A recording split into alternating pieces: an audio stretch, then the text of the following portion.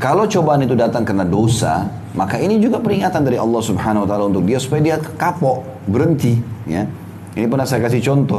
Kalau ada orang di antara kita teman-teman bahkan terbongkar aibnya di dunia, itu juga masih bentuk kasih sayang Allah. Karena Allah Subhanahu wa taala ingin dia memperbaikinya mumpung di sini. Nah, itu. Kalau enggak, di akhirat nggak bisa lagi diperbaikin. Ya, tiba-tiba dia ketahuan pernah mengambil barang ini, pernah melakukan ini, itu peringatan dari Allah Subhanahu wa taala. Jangan ngotot. Jangan menganggap itu negatif, malah itu positif.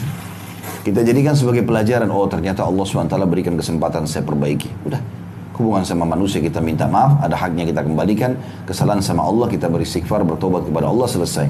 Berarti Allah SWT ingin memberikan kesempatan kepada kita memperbaiki sebelum di akhirat. Karena kalau sudah di akhirat nggak bisa.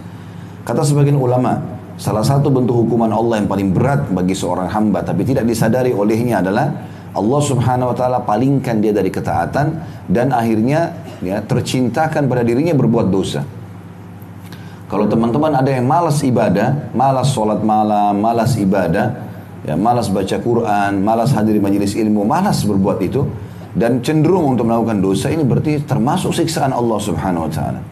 Allah Subhanahu wa taala berarti sedang marah dengan dia. Dia harusnya segera memperbaiki diri.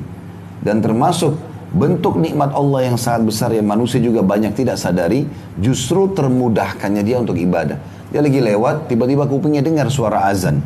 Padahal lagi macet di jalan, gitu kan. Untuk berikan peringatan supaya dia sholat.